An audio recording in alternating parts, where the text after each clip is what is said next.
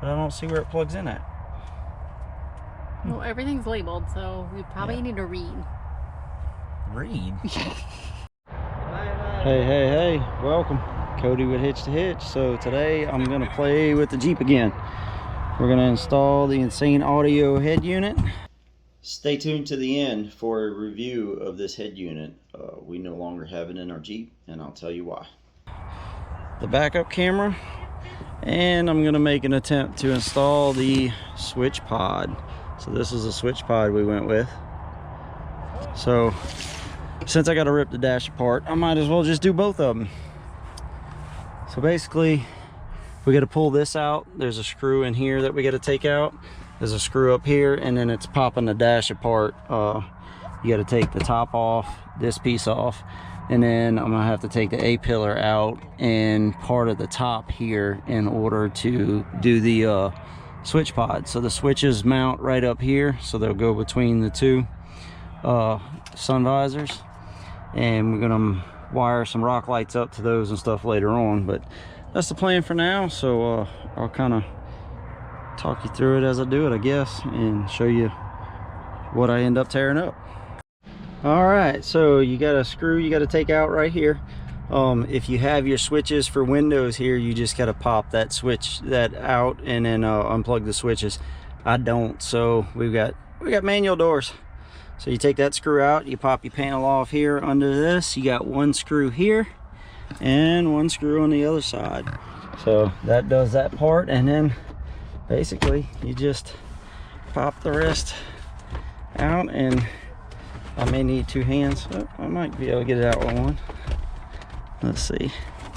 There we go. Little one-handed operation here. Ooh, so I got that out. We'll set it out the way over there. And basically from here it's just unmounting the head unit. For the camera, I'm gonna have to run a wire from there and through the firewall.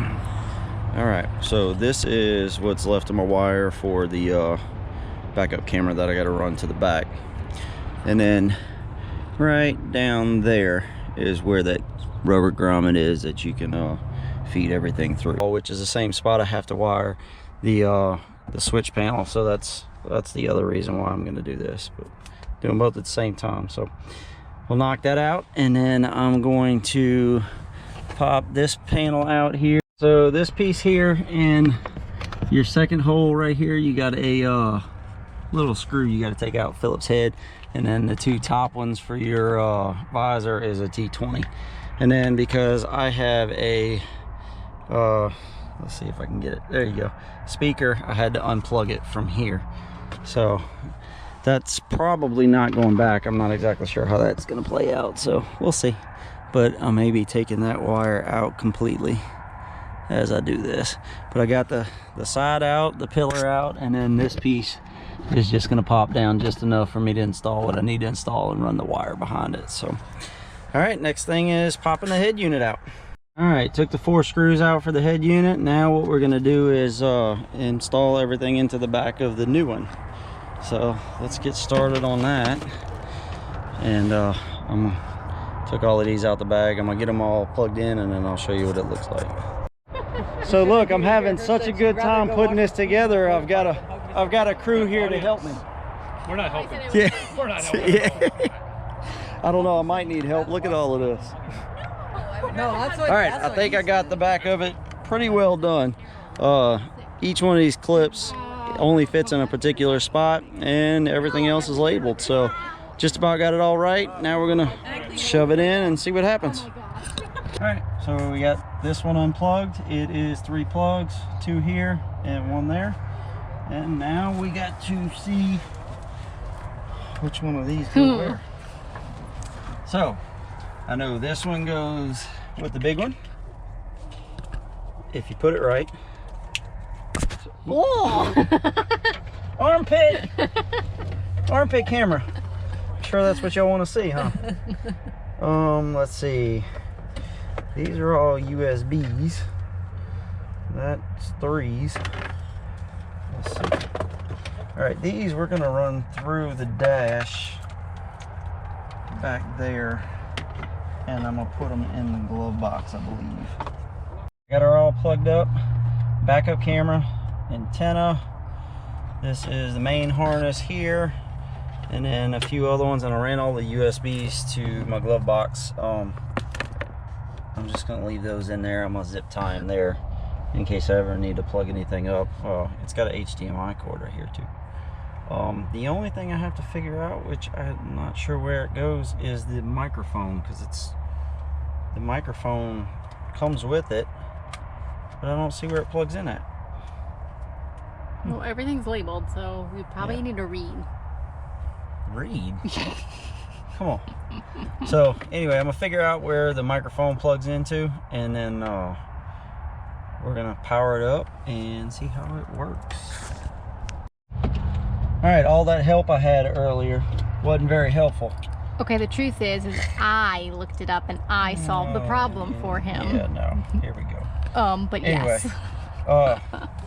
Found the cable. There was one more cable. It was behind the box, sitting on the hood. But that's what the microphone plugs into. So now we gotta figure out where we can put the microphone. You're welcome, honey. Not make a mess.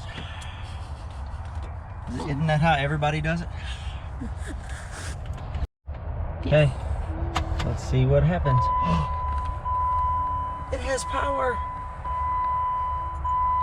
At least I plugged one thing in, right? Let's see here. Come on, baby. Load up. This is the old microphone here, so we're not gonna plug that back in anything. We just gonna push you back there. I got a hole in my Jeep. Oh, looky! Is there fish? Yeah. I can't see. Sweet. Oh, wow. Okay.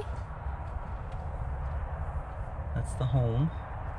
So we gotta figure out how to work this thing, huh? Let's see if it's got music. I hear static. Reflection of your face in the thing. All right, we're gonna play with it here for a minute, and then we're gonna start putting some stuff back together, because I gotta do the switch pod and run that wire through the dash. So we'll show you that here eventually. All right, well, just like usual, it gets dark on me, but here's the new head unit. So works well, enjoying it. And then here's the switches. So that's what they look like at night. I haven't put rocker switches on the bright lights there, so let's black those out for a second. But all right, we got the rear camera installed. I put a little liquid electrical tape around it just to make sure it stayed in there pretty well. There's not a lot of view. You can see this hitch and you can see the tire here, but that was kind of the best place I had to put it. I wanted to put it here, but it just wasn't going to work out too well, so I ended up putting it there. And I'm thinking I may move the spare tire up a notch to give me a little more field of vision. I don't know, I hadn't decided yet, so keep you posted, let you know how that works. But overall, everything's worked good. We've used the head unit a day and a half now. The switch pod works great up here, so just touch it, turns on. Got all the switches installed, and I actually got them hooked to the light bar up front, so the light bar flips on whenever we flip the switches on. So everything's working out good. All right, until next time, keep bringing your dreams to reality.